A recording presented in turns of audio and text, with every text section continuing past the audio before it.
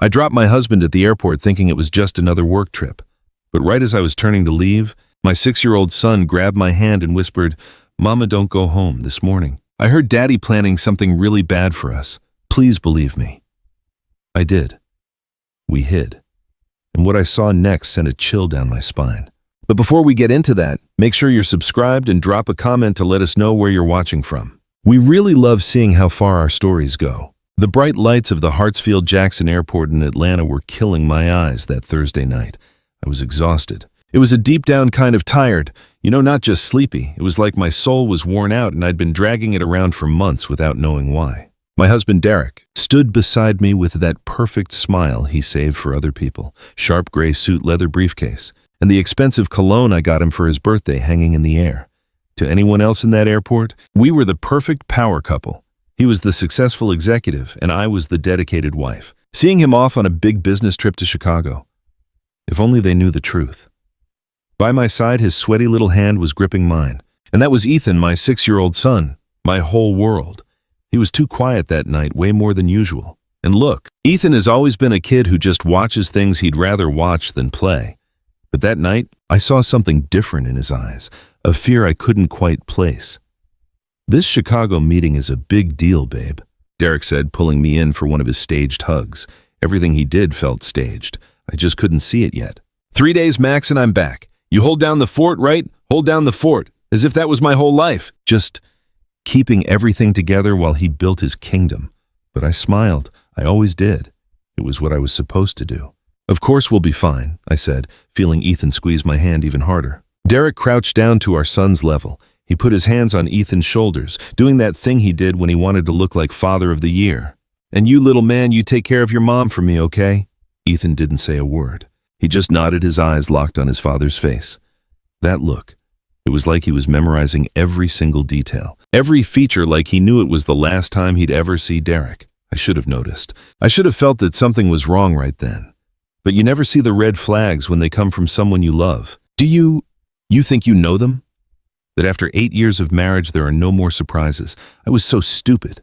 Derek kissed Ethan's forehead, then mine. "Love you both. See you soon." And just like that, he turned, grabbed his carry-on, and walked toward the security line. Ethan and I just stood there, frozen in a sea of goodbyes and hellos, watching him walk away. When he was finally out of sight, I took a deep breath. "Come on, sweetie, let's go home." My voice sounded so worn out. I just wanted to get back to our house in Buckhead, get out of these heels I'd worn to look the part, and maybe just stare at the TV until I passed out. We started walking down the long terminal. Our footsteps echoed on the shiny floor. Ethan was really quiet now, and I could feel how tense he was just by holding his hand. "Everything okay, sweetie? You're being so quiet." He didn't answer right away. We just kept walking past the closed shops, the flight screens, and people rushing by with their suitcases. It wasn't until we got close to the exit, when I could see the automatic glass doors up ahead, that he just stopped. He stopped so suddenly I almost tripped. "Ethan, what's wrong?" That's when he looked at me. And my God, I'll never forget that look. It was pure terror, the kind of fear a 6-year-old shouldn't even know. "Mama," he whispered, his voice shaking, "we can't go home." My heart just dropped. I knelt down in front of him, holding his little arms. "What do you mean, baby? Of course we're going home. It's late. You need to get some sleep, right?" His voice got louder, desperate. A couple of people turned their heads to look at us. He swallowed hard and went on in a panicked whisper. "Mama, please, we can't go back. You have to believe me this time. Please." This time. Those 2 words killed me because it was true. Weeks ago, Ethan told me he'd seen a weird car parked in front of our house. The same car for 3 nights straight. I told him it was nothing. Then a few days later, he swore he heard Daddy talking in his office about solving the problem for good. I told him it was just work stuff and that he shouldn't listen to grown-up conversations. I didn't believe him. And now he was begging me, with tears starting to fill his big brown eyes. "This time I believe you, Ethan. Just tell me what's going on." My voice sounded way calmer than I felt. He looked around like he was scared someone was listening. Then he grabbed my arm, pulled me down closer, and whispered in my ear, "This morning, super early, I woke up before anybody else. I went to get some water and I heard Daddy in his office. He was on the phone. Mama..." He said that tonight while we were asleep something bad was going to happen, that he needed to be far away when it did. That we wouldn't be in his way anymore. I felt my blood run cold. "Ethan, are you sure?" Are you positive that's what you heard? He just nodded like crazy. He said some people were going to take care of it. He said he was finally going to be free. Mama, his voice, it didn't sound like Daddy. It was different. It was scary.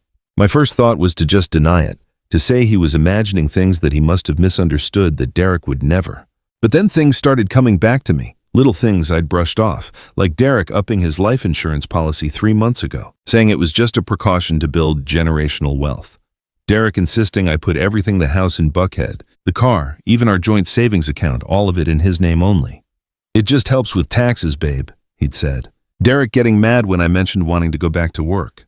You don't need to, Michelle. I've got it all handled. Those weird calls he'd take locked in his office and all the business trips that kept popping up more and more. And that conversation I overheard 2 weeks ago when I thought he was asleep. He was whispering into the phone, "Yeah, I know it's a risk, but there's no other way. It has to look like an accident." Back then, I just told myself it was about work, about some bad investment. But what if that wasn't it? I looked at Ethan, at his terrified little face. The tears streaming down his cheeks, his hands shaking, and I made the biggest decision of my life. "Okay, honey, I believe you." The relief on his face was instant, but it didn't last. "So what do we do now?" he asked. Good question. My mind was racing. If Ethan was telling the truth and my gut was screaming that he was then going home, was a death wish. But where could we go, to whose house all of our friends were, Derek's friends too? We're all in the same circle. My family's all the way in North Carolina. And what if I'm wrong? What if this is all just a huge misunderstanding? But what if it's not? Let's go to the car, I said. But we're not going in the house. We're just going to watch from far away to make sure. Okay, Ethan nodded. I grabbed his hand again and we headed to the parking garage. My heart was pounding so hard I could hear it in my ears. Every step felt like it weighed a ton. The cold night air hit us when we walked outside. The parking garage was dark with just a few cars scattered around. Ours was over in a corner. A silver SUV Derek just had to buy last year. A safe car for my family, he'd said. Safe. What a sick joke. We got in. I buckled Ethan in, then got myself settled. My hands were shaking so much it took me 3 tries to get the car started. Mama Ethan's voice was just a whisper from the back seat. "Yes, sweetie. Thanks for believing me." I glanced in the rearview mirror. He was curled up on the seat, hugging that dinosaur backpack he takes everywhere. "I'm always going to believe you, son. Always." And right then I knew I should have told him that a long time ago. I should have listened to him from the very start. I drove without saying a word. I didn't go straight to our house. Instead, I took the back roads through the neighborhood and found a spot on the next street over where we could see the house through some trees, but nobody could see us. I parked in a dark patch between 2 big oak trees. From there we could see our home. Everything looked totally normal. The streetlights lit up the sidewalk, our perfect lawn. The front porch where Derek and I had coffee on Sundays. I could even see the window to Ethan's room with the superhero curtains he picked out. Home. Or what I thought was home. I cut the engine and killed the lights. Pitch black, dead silent except for the sound of us breathing. "And now we wait," I whispered. Ethan didn't say a thing. He just kept staring out the window, his eyes locked on the house. And so we sat there and waited, having no idea that in less than an hour my entire life was about to be blown to pieces. The clock on the dashboard said 10:17 p.m. when I started to feel completely nuts. There I was, hiding on a dark street with my 6-year-old spying on my own house like we were in some terrible movie. What kind of mother does something like this? What kind of wife suspects her own husband? Of what exactly? I couldn't even let myself think it. It was just too crazy. Derek had never laid a hand on me, never even raised his voice at Ethan. He was a good dad, a provider. But was he a loving husband? The question just popped into my head and it hit me like a ton of bricks. When was the last time he looked at me with any real love? When did he ask how my day was and actually stick around for the answer? When was the last time he touched me and it wasn't just mechanical and totally automatic? When did I last feel loved? Not just taken care of. "Mama, look." Ethan's voice snapped me out of it. My heart pounded. "What is it?" "What'd you see?" "That car." I looked where he was pointing. A car was turning onto our street. But it wasn't just any car. It was a dark van. No logos, no front license plate. The windows were tinted black. So dark you couldn't see inside at all. The van slowed way down as it passed the houses, too slow for someone just driving by. It was like it was hunting. My breath caught in my throat when the van stopped right in front of our house. "It can't be," I whispered. "It just can't." But it was. The 2 front doors opened and 2 men got out, even from this far away. Even with the bad lighting, you could tell they weren't repairmen or delivery guys or anything normal. They had on dark clothes, hoodies pulled up, and the way they moved was quiet, planned. They stood for a second in front of our driveway gate. Looking around, my gut told me to scream, "Call 911, do something," but I was frozen, just watching, like it was a nightmare I couldn't wake up from. One of them, the taller one, reached into his pocket. I expected him to pull out a crowbar, some tool to break in. That would be a robbery. I could handle a robbery. I'd call the cops, file a report, move on. But what he pulled out of his pocket shattered my world. A key. He had a key to our house. "Mama," Ethan's voice was shaking. "How do they have a key?" I couldn't answer. I was trying too hard not to be sick. The guy unlocked the front door like he owned the place. No forcing it, no breaking in, he just unlocked it. Only 3 people had a key to our house, me, Derek, and the spare one in his home office. Inside the desk drawer that was always locked, those 2 men walked into my home, into the house where I was sleeping just last night, where I made grits and eggs for Ethan this morning, where I was supposed to feel safe. They didn't turn on any lights. I could see flashlight beams dancing behind the curtains. They were looking for something. Or worse, they were setting something up. I don't know how long I sat there frozen, just watching. It could have been 5 minutes or 50. Time didn't mean anything. All that existed was that scene. 2 strangers inside my house with keys only my husband could have given them. Then I smelled it. At first I thought I was imagining it, but it got stronger. A sharp chemical smell. Gasoline. "Mama, what's that smell?" Ethan asked.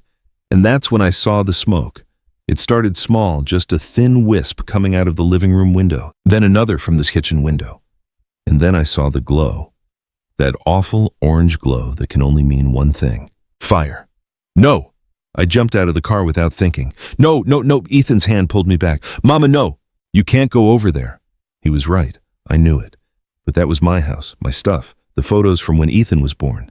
My wedding dress stored in the closet, the drawings Ethan made that I stuck all over the fridge, the quilt my grandma stitched before she died. All of it burning. The flames grew fast, terrifyingly fast. In just a few minutes, the living room was completely engulfed. The fire crawled up the walls, shattered the windows, and climbed to the 2nd floor where Ethan's room was. That's when the siren started. Someone must have seen the smoke and called the fire department. The dark van tore off lights out and was gone around the corner just seconds before the first fire truck showed up. I was shaking so bad I could barely stand. Ethan was hugging me tight from behind, his face buried in my back, sobbing. "Ethan was right," I mumbled. "You were right, baby, you were right. If we'd gone home, if I hadn't believed him, we'd be in there right now, sleeping. We wouldn't have known a thing. And those men, they would have..." I couldn't even finish the thought. My legs just gave out and I dropped to my knees right there in the dark street, watching my entire life turn to ash. My phone buzzed in my pocket. With shaking hands, I pulled it out. It was a text from Derek. "Hey babe, just landed. Hope you and Ethan are sleeping well. Love you guys. See you soon." I read the message once, then twice, then a 3rd time. Every word was a stab in the gut. Every heart emoji was poison. He knew. Of course he knew. He was in another state setting up his perfect alibi while he hired guys to end us, to burn us alive while we slept. And then he'd come back playing the devastated husband, the grieving father. He'd cry at the funeral, let everyone feel sorry for him. And he'd keep everything. The life insurance, the land, the bank accounts. That's what Ethan heard him say on the phone. "I'm finally gonna be free." Free of me, free of his own son. The sickness hit me like a ton of bricks. I turned and threw up right there on the curb. Everything in my stomach came out, along with any dumb fantasy I still had about my marriage. When I finally stopped, I wiped my mouth with my sleeve and looked at Ethan. He was sitting on the curb, hugging his knees, just watching the house burn. Tears were rolling down his face, but he wasn't sobbing anymore. He was just watching. A 6-year-old kid shouldn't have that look on his face, that awful grown-up look that says, you know the people who should love you can want you gone. I sat down next to him and pulled him into a hug. "I'm sorry," I whispered into his hair. "I'm so sorry I didn't believe you sooner. I'm sorry for everything." He just clung to me like I was the only thing left in his world. And I guess I was. "What are we going to do now, Mama?" That was the $1,000,000 question, wasn't it? What are you supposed to do when you find out the man who swore to protect you actually wants you dead? We couldn't go home. We didn't even have a home anymore. We couldn't go to the police. Derek had a rock-solid alibi, and it was just my word and a 6-year-old's against his. We couldn't go to friends or family. Everyone would think I was crazy in shock from the fire, just making things up. And Derek was in the clear, flying back at this very moment, probably practicing his shocked and sad face for when he found out about the tragedy. We needed help. Help from someone Derek didn't know. Someone who would understand what was happening. Someone who knew how to deal with this. With what attempted murder. A setup. That's when I remembered my dad, Grandpa Robert. Before he passed away 2 years ago, he'd given me a card.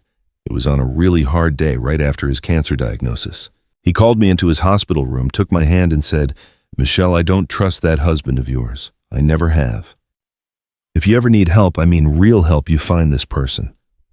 The card had a name on it. Stephanie Collins, attorney at law, and a phone number. At the time, I was so offended. How could my dad not trust Derek, who was always so good to him, who was there for him at the hospital, who paid for the best doctors? But now it all made sense. My dad saw something I just wouldn't admit, and he gave me an escape plan. I grabbed my phone again. The battery was at 23%. I had to decide and fast. "Ethan, you remember that card Grandpa gave me, the one I put in my wallet?" He just nodded. "I'm going to call the number on it. She's supposed to help us." At least I really hoped she would. With shaking fingers, I dialed the number. It rang 3 times, then 4. I thought it was going to voicemail, but then this woman's voice, kind of scratchy but strong, picked up. "Hello, Attorney Collins speaking." "An attorney, Miss Collins. My name's Michelle. Michelle Parker. You don't know me." "But my dad, he was Robert Parker. He's the one who gave me your number. I really need help. It's bad." There was a long pause on the other end. Then she said, "Michelle, Robert told me all about you. Where are you right now?" "My house, it just burned down. I'm out on the street with my son and my husband. My husband, he tried to kill us." Another pause. This one was even longer. When she finally spoke, her voice had changed. It was urgent. "Are you safe at this very moment? Can you drive?" "Yes." "Okay, then write down this address." Attorney Stephanie's office was in this old brick building in the Sweet Auburn district. It was the kind of place you'd walk right by and never even see. It didn't have a flashy sign, just a little faded plaque that said Collins Legal Counsel. It was almost midnight when I pulled up and parked. The whole street was empty, and only a couple of streetlights were even on. Ethan had finally fallen asleep in the back seat on the way over, just worn out from all the crying. I had to carry him before I could even ring the bell. The door just opened. A woman was standing there. She looked like she was about 60, with gray hair pulled back in a bun. She had reading glasses hanging on a chain around her neck. She was just wearing a simple shirt and jeans like I'd woken her up, but her eyes were sharp, taking in every single detail about me and Ethan. "Michelle?" "Yes." "Get in here quick." I did what she said. She locked the door behind us with 3 different deadbolts. The office smelled like old books and really strong coffee. There were piles of files everywhere on top of old cabinets, and a table just covered in papers. "Put the boy on that sofa over there," she told me. "There's a blanket on the chair." I gently laid Ethan down and covered him up. He didn't wake up. His face was still stained with tear tracks. "Coffee?" she asked. I was about to say no, but she was already pouring 2 cups. She handed one to me and pointed to a chair in front of her desk. "Sit down. Tell me everything right from the start. Don't leave anything out." So I told her. I told her about Derek's business trip, about what Ethan whispered at the airport about deciding to hide out and watch the house, about the men with his keys, the fire, and Derek's text message pretending he was worried when he knew we were supposed to be dead. Attorney Stephanie didn't say a word the whole time. She just listened with her fingers laced together under her chin, her eyes locked on me. When I was finally done, she was quiet for a really long time. "Your father asked me to keep an eye on you just in case something like this ever happened," she finally said. "Robert was a very smart man. He saw things in your husband that you refused to see." That stung. But she was right. He knew. He knew Derek could do something like this. He suspected Derek wasn't the man he claimed to be, that he married you to get to something that he was dangerous. She took a sip of her coffee. "Robert left some things with me, documents, information, about you and about Derek. I was hoping I'd never have to use them." But she got up and went to this locked cabinet. She pulled out a thick folder, came back, and put it on the table between us. "Your dad hired a PI 3 years ago on the quiet to look into what Derek was doing with his business." My heart just sank. "What did they find, Dad?" "A lot of gambling debts, mostly. Your husband has a serious problem. Michelle, he owes money to loan sharks' underground casinos. Really dangerous people." She opened the folder, showing me bank statements, photos, and reports. His businesses have actually been bankrupt for 2 years. He's been using the inheritance your mom left you to cover his losses, but that money's almost all gone. It felt like I'd been punched in the gut. My mother's inheritance, $150,000 she left for me, and I put it in a joint account because we were married. What's mine is yours, babe. He spent all of it down to the last penny. She turned a page. And now those guys are coming to collect with interest. Derek owes almost $500,000. People like that don't negotiate. Either he pays or she didn't have to finish. But I don't have that money. We just don't have it. So what about the life insurance? She asked, real simple. You have a life insurance policy for $2.5 million, don't you? Your father insisted on it when you got married. Remember, he said it was important to protect you and any future grandkids. I remembered Derek thinking it was way too much at the time, but he went along with it. I never questioned it. I never even thought about it. And if I died in an accident, I started putting it together. And I felt sick to my stomach. Derek would get the $2.5 million, pay his debts, and be free. Exactly. Attorney Stephanie closed the folder. And a fire is the perfect kind of accident. It's hard to prove someone said it if they do it right. Hard to trace. And he has the perfect alibi. He was in another state when it happened. But I didn't die, and Ethan didn't die, and he doesn't know that yet. The way she said that, something just clicked. Are you saying we should let him think the plan worked for now? She leaned forward. Michelle, if you show up now, it's going to be his word against yours. Do you have any proof? Witnesses anything besides the story of a 6-year-old boy who might have misunderstood something? I had nothing.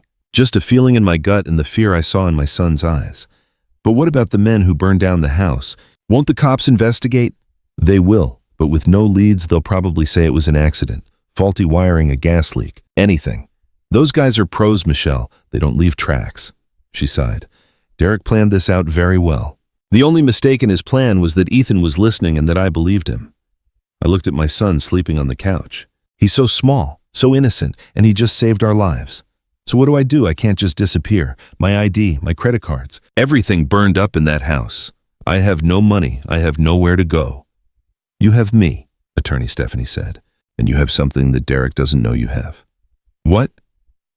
She gave a cold little smile that showed me exactly why my dad trusted her. The truth. And time to prove it. Derek will be back tomorrow. He'll act like he's completely destroyed.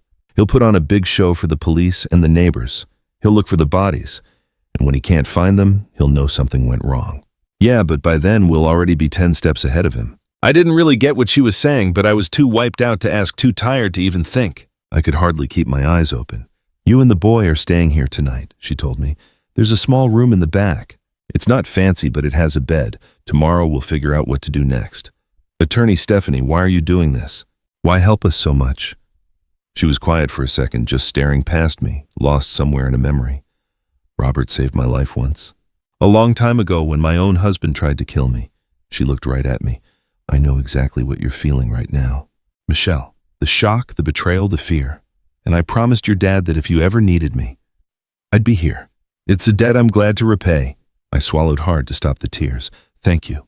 Don't thank me yet. The game's just getting started. I slept for maybe 3 hours, but it felt like 3 minutes. I woke up to Ethan shaking me scared and asking where we were. It took me a few seconds to remember, and then when I did, reality hit me like a ton of bricks. My husband tried to kill me. No matter how many times I said it in my head, it still felt completely unreal, like a nightmare I was about to wake up from. But it wasn't a dream, and the morning news proved it. Attorney Stephanie knocked on the door at 7 a.m. Turn on the TV. Channel 2. There it was. Breaking news. A huge fire destroyed a luxury home in Buckhead. The family's fate is unknown. They showed the house, or what was left of it. Just blackened walls and smoking rubble. Firefighters were still working, sifting through the debris, and then they showed him Quasi getting out of an Uber in all the chaos with a look I recognized. The one he practiced for his big speeches in the mirror. Faked worry. Perfected horror. My wife. My son. For God's sake, someone tell me they weren't in there. He screamed at the cameras, at the cops, at anyone who would listen. The reporter explained he was away on business, that he'd just landed, and came straight here. A desperate husband searching for his missing family, she said in that serious news anchor voice. I felt Ethan tense up next to me. He's lying, my son whispered. He's just pretending he cares. And he was. You could see it if you looked close. The way he checked the camera angles before he pretended to collapse in tears. How his eyes were dry even when his hands were covering his face. How he asked the fire chief, "Did you find the bodies yet?" With an urgency that wasn't about hope, but about needing confirmation. He wanted to make sure we were dead. Attorney Stephanie turned off the TV. He'll look for the bodies all day. When he doesn't find them, he'll start to get suspicious. We have maybe 24 hours before he knows you escaped, and then he'll panic. Panicked people make mistakes. Then she sat on the edge of the bed. Michelle, I need to ask you something. Do you know the combination to Derek's safe in his office? I thought for a second. I do. It's his birthday. Too obvious, but it works. He keeps important documents in there, right? I think so. I never paid much attention. We need those documents, especially if he was stupid enough to keep something connecting him to the men he hired. But how the house is crawling with police right now. It will be for a few hours, but tonight when he goes to a hotel, he's not going to sleep in a burned-out house so we can get in. I just stared at her like she'd lost her mind. You want me to break into my own house? It's not technically breaking in if it's your place. She gave me that cold smile again. Besides, we need solid proof, something that shows Derek planned all this. I'm going with you, Ethan said out of nowhere. No, you're not. You're staying right here. Mom, I know where Dad hides his stuff. His voice was quiet, but he meant it. He has spots you don't know about. I know because I'm always watching. And he really did watch. My quiet little boy, the one everyone thought was just shy, saw everything. He caught things I never did. He's right. Stephanie, the lawyer, nodded. Kids see things adults look right past. If something's hidden, he'll know where to find it. I hated the idea. I didn't want to put Ethan in danger again. But I knew we had to get proof and we were running out of time. The day just dragged on. We stayed cooped up in the office glued to the news, watching Derek put on his little show. He did interviews with 3 different channels telling the same story every time. The poor, heartbroken businessman looking for his family. A father just hoping. The pain of not knowing. It was all lies, every last word. Stephanie had a contact who got us access to the neighborhood security cameras. We saw Derek get taken down to the station to give his statement. We watched him come back and just stand in front of our ruined house for hours talking to the neighbors, to the cops, to anyone who would listen. And then finally, as the sun went down, we saw him get in a car and drive off. It's time, Stephanie said. She handed me some dark clothes gloves and a little flashlight, and gave the same stuff to Ethan. We looked like a couple of burglars about to rob a place, which I guess we kind of were. We drove to the edge of our neighborhood without saying a word, but we didn't use the main entrance. Stephanie knew a way in around the back where the wall was lower and there weren't any cameras. One of the perks of handling the developer's divorce, she explained. We climbed the wall. Well, she and I did. We had to lift Ethan over. Once we were on the other side, it was pitch black. You could still smell the smoke really strong. 20 minutes, Stephanie whispered. Get in, grab what you need, and get out. I'll keep watch out here. I grabbed Ethan's hand and we walked toward the house, or what was left of it. The back door to the kitchen was partly burned, but we could still get it open. We went inside. Oh my God, the place was completely destroyed.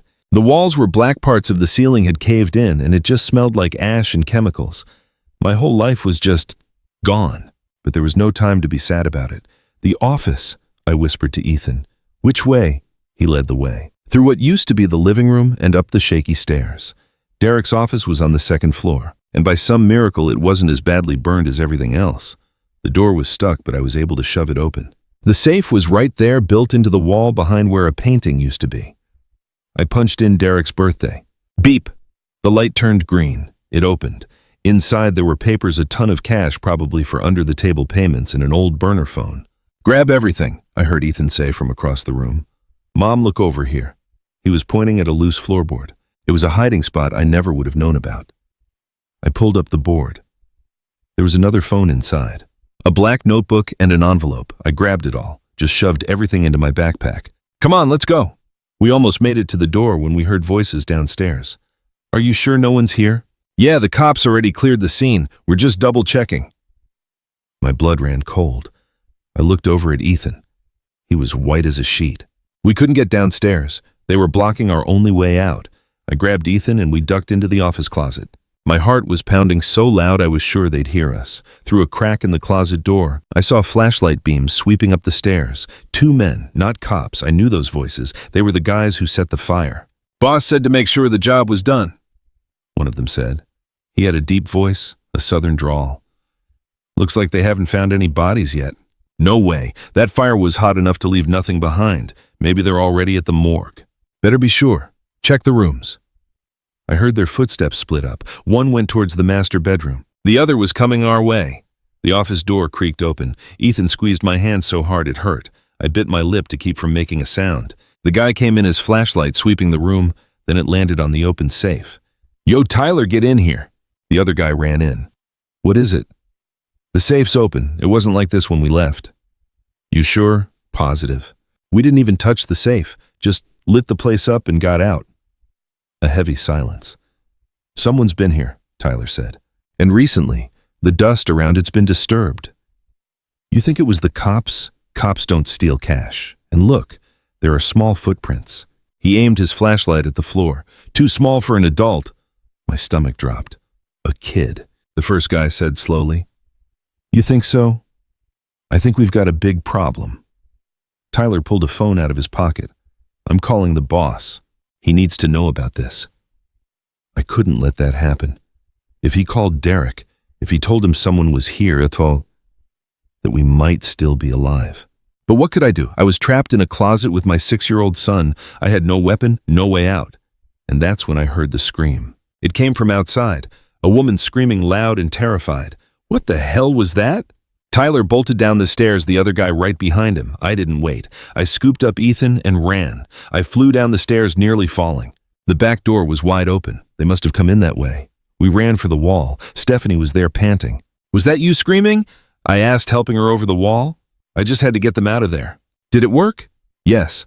I held up the backpack. "I got everything." We sprinted to her car parked 2 blocks away. I couldn't even breathe until we were inside with the doors locked, the engine on, and driving away. "Those guys saw that someone was at the safe," I said. "They're going to tell Derek."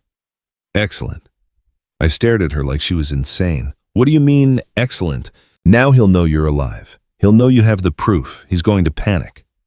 She smirked as she drove. And panicked people do stupid things. I wasn't sure if I agreed with her, but I was too damn tired to argue. Back at her office, we dumped the backpack out on the desk. Papers, phones, cash, the black notebook. She went for the notebook first. She opened it and started reading. The more she read, the bigger her smile got. "Bingo," she whispered. "What is it? Was your husband detail-oriented or just an idiot?" "Probably both." She spun the notebook around to face me. "Look at this. Dates?" It had all the amounts and names. He wrote down every cent he borrowed, who from and when it was due. He even had notes from his talks with the loan sharks. I flipped through the pages. Everything was there, every single debt, every threat he ever got. And on the last few pages, I saw his final plan. My life insurance policy, $2.5 million. The accident had to look real. Contact Tyler. The job paid $50,000. Half of it up front. The date was November 2nd. That was today, or I guess yesterday now. He wrote it all down, I whispered. I just couldn't believe it. Why would anyone do that? Insurance, Stephanie explained. If something went sideways, he could use this against the guys he hired to prove they were in on it too. She picked up one of the phones, and I bet there's even more on these burner phones. Texts, calls, everything. It took us all night to go through everything. The phones were password protected, but Zanera had a tech guy who got them unlocked. And there it was. Messages between Derek and Tyler. Needed to be a day I'm traveling. Solid alibi. Has to look like an accident. Fire is good. Hard to trace. And then Tyler asked about the kid. Can't leave any witnesses.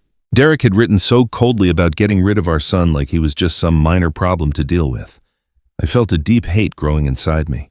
A cold, sharp hate. I wasn't the same woman who married him thinking she'd actually found love. I was a mother protecting her child, and moms get real dangerous when their kids are threatened.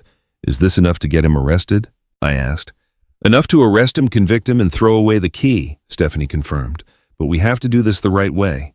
If we take this to the wrong cops, Derek has enough cash and connections to make it all disappear. Or worse, to make you disappear. So what do we do? She thought for a second. I know a detective we can trust. Detective James Harrison, homicide. The guy can't be bought. If we show him all this proof, Derek will have nowhere left to run. When? Tomorrow morning. But before that, she said, looking at her phone. Your husband has tried calling you 7 times in the last hour. He's also sent 15 texts. I grabbed my phone. It was on silent. But the screen kept lighting up with notifications. Michelle, for God's sake, where are you, babe? I'm desperate. Please answer me. The police said they didn't find your body. Where are you? Are you hurt, Michelle? Answer me. And the last one sent 5 minutes ago. I know you're alive, and I know you took the stuff from the safe. We need to talk. Urgent. The act was up. He knows, I said. Perfect. Text him back. What are you, insane? Answer him. Tell him you'll meet him somewhere public tomorrow morning. Why? Stephanie smiled. It was a smile I was learning to both fear and admire.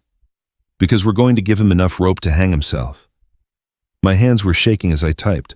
"Centennial Olympic Park near the fountain. Tomorrow, 10 a.m. Come alone." Derek's reply was instant. "I'll be there, Ayura. We need to talk. Things aren't how you think. Things aren't how I think." As if I was the crazy one in all this. As if I didn't just see two men torch my house with my own keys. "Perfect," Stephanie said. "Tomorrow morning you'll meet him, but you're not going alone." She explained the plan. It sounded risky, maybe totally insane, but it could work. Detective James Harrison agreed to help as soon as she called and laid out the situation. He'd have plainclothes cops all over the park. We had bugs, cameras, everything. All we needed was for Derek to confess, but he's not going to talk if he thinks he's being recorded. I argued with her. "He doesn't have to say a word," she said back. "He just has to do something, and desperate guys always do something." I couldn't sleep at all that night. I just kept playing the meeting over in my head, thinking about what I was going to say. How I was supposed to look the man who tried to kill me in the eye and act like everything was fine. Ethan was asleep next to me, finally getting some peace after days of being terrified. At least one of us could rest. At 9:30 the next morning, we were all in position. I was sitting on a bench in Centennial Park, wearing a jacket with a wire hidden in it. Ethan was safe in an office with Stephanie watching it all on a live feed the cops set up. Detective James Harrison and his team were all over the park, disguised as tourists, hot dog vendors, and people walking their dogs. And then I saw Derek. He showed up right at 10 a.m. He was wearing wrinkled clothes, probably from the day before, with deep dark circles under his eyes. And he hadn't shaved. For the first time since I'd met him, he looked human vulnerable, but I knew the truth. He saw me and practically ran over. "Ayura, thank God you're okay." He tried to hug me. I stepped back. "Don't touch me." For just a second, the mask slipped. I saw pure rage in his eyes before he went back to acting concerned. "Babe, I know you're scared, but you have to listen to me. Listen to you say what Derek? That this was all some big mistake. That the men who used our keys to burn down our house were just burglars." He blinked. You could see him thinking. I saw everything. I was there. Ethan and I saw the whole thing." The color just drained from his face. He looked around nervously. "Not here. Let's go somewhere private." "Where?" "I'm not going anywhere with you." I kept my voice steady even though my heart was pounding in my chest. "Talk. Right here, right now. Why did you try to kill me?" "I didn't. It wasn't like that." He ran a hand through his hair. "Michelle, don't you get it? I'm in serious trouble. I owe a lot of money to some very dangerous people. They threatened you. They threatened Ethan. So you decided to kill us instead. What kind of logic is that?" "No, I was going to get you out of the country. With the insurance money, we could start over somewhere new, far away from those guys." The lie was so obvious, I almost laughed out loud. "You're talking about the insurance policy that only pays out if I'm dead." He froze. He knew he had slipped up. "Michelle." He changed his strategy. His voice turned threatening. "You took things from my safe. I need you to give them back to me now." He meant the black notebook, the proof that he planned everything. "You have no idea what you're doing. If you give that to the cops, I'm going down. And if I go down, the guys I owe will come for you. You're not safe either way. But at least it won't be you trying to kill me." The anger just exploded out of him. "You were always so naive. Did you really think I married you for love? You were a spoiled little girl with daddy's money. That's all it was." It hurt even knowing it was true. It hurt to hear him say it. And Ethan. Our son was just part of the plan. The brat. He spat the word. He was always weird, too quiet, always watching everything. Freak kid.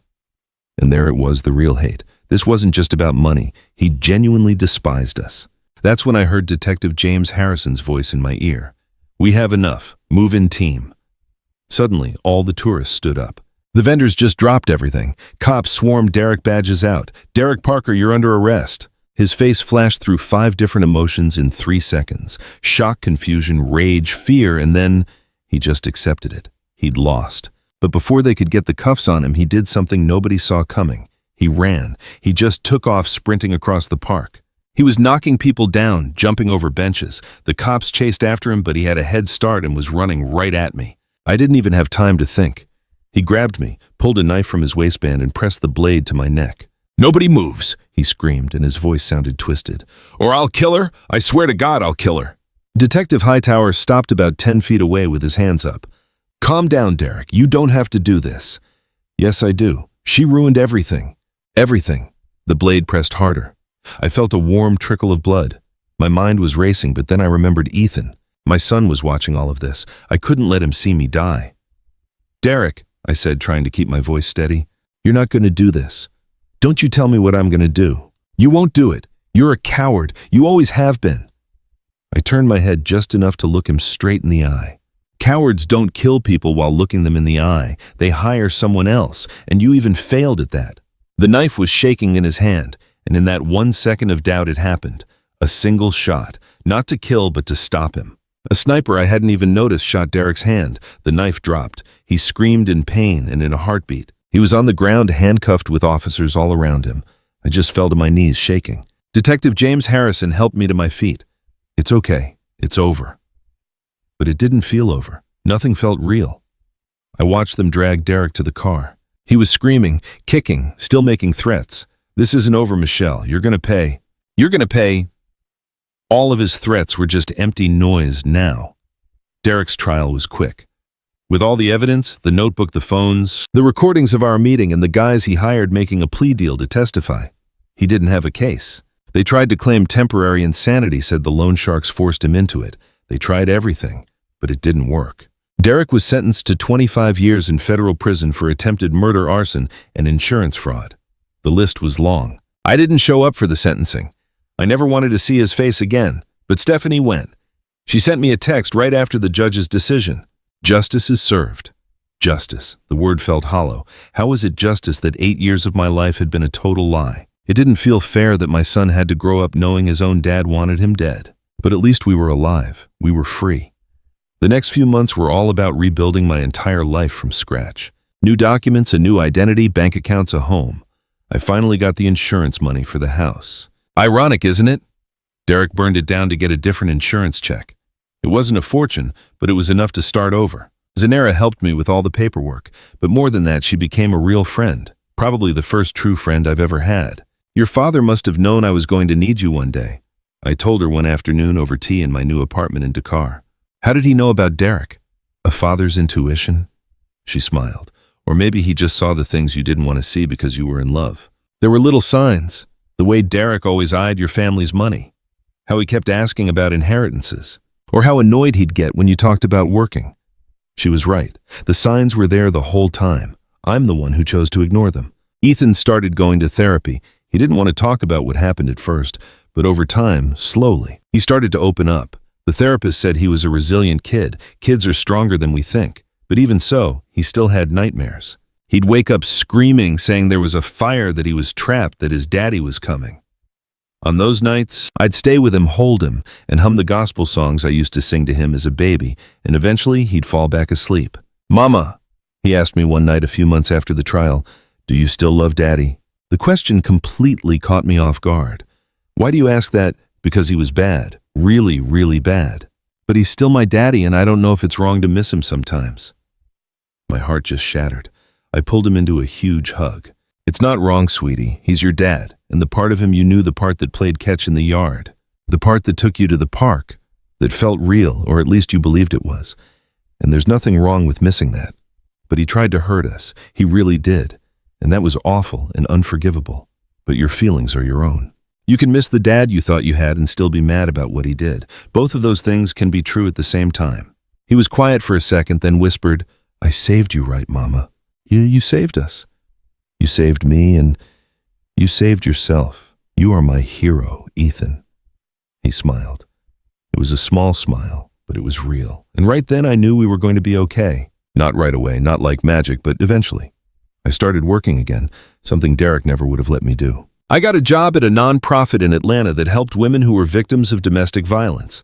It just felt right. I knew what they were going through. The fear, the shame, the feeling that it was somehow their fault. And I could look them in the eye and say, "It is not your fault. It never was."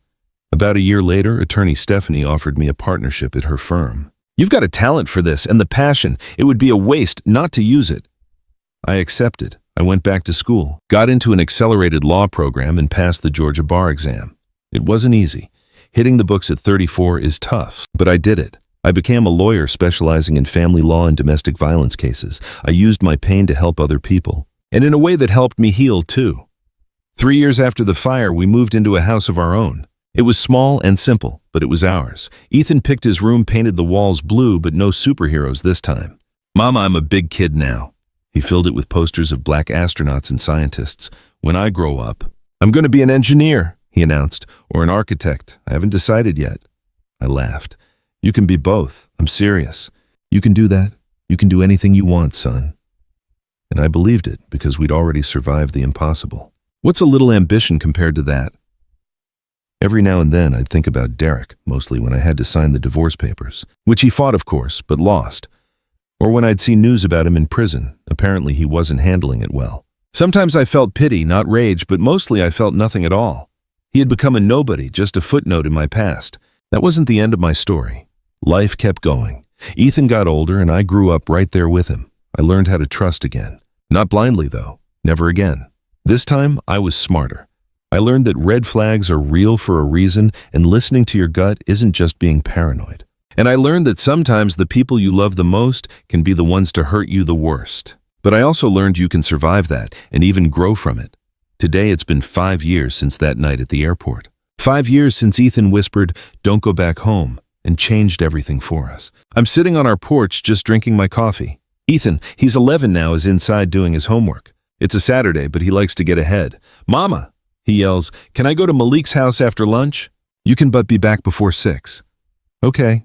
I just smile into my coffee. He's got friends now, good ones. He's not that quiet, scared kid anymore. He's still watchful, he always will be, but he also laughs and plays and just lives like a kid should. My phone rings. It's Stephanie, or well, Auntie Z. We dropped all that formal stuff a long time ago. "Morning, you're up early." "I've got news," she says, and I can hear her smiling. "Remember that case from last month, Ms. Johnson?" I remember her, 40 years old, a husband who hurt her 3 kids and no money to leave. We did it. The protection order was granted.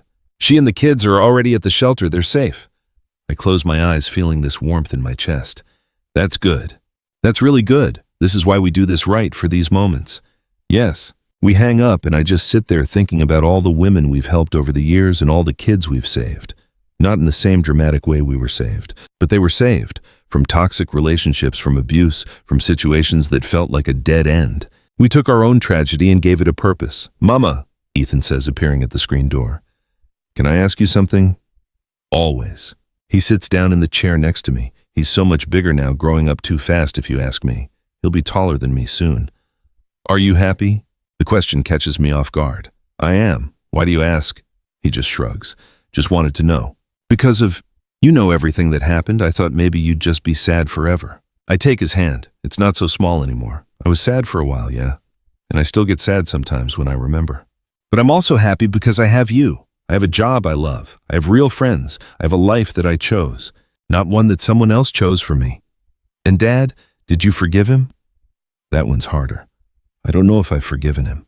Forgiving doesn't mean forgetting or saying it was all okay. Maybe it's just about letting go, not carrying that weight anymore. And if that's what it is, then yeah, I think I have. He nods, taking it all in. Me too, I think. I don't think about him much, only sometimes when I remember how it was before. But then I just remember that it wasn't real. And it gets easier.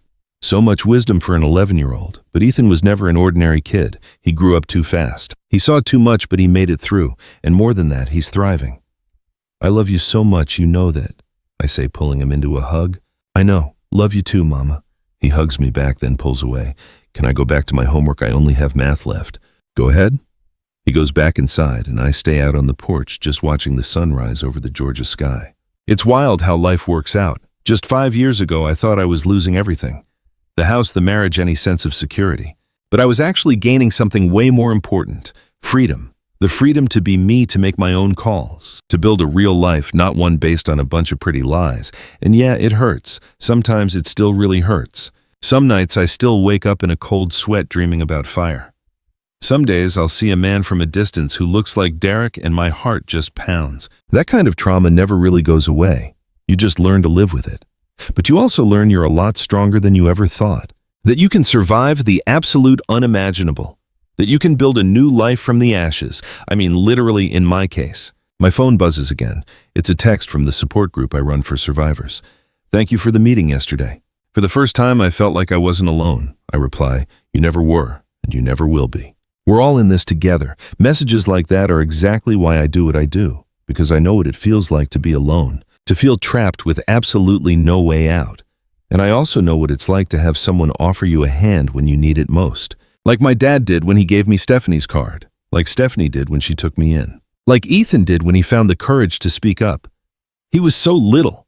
You don't get through this stuff by yourself. We need each other, and now I give back. I reach out to other women who are right where I was, and I help pull them up. The sun is all the way up now. A new day. A fresh start. I get up and head inside the house. Ethan's at the table focused on his math homework. He doesn't even notice me when I walk up and kiss the top of his head. "Mom," he protests, but he's smiling. "I'm trying to concentrate here." "Sorry, I won't bug you anymore."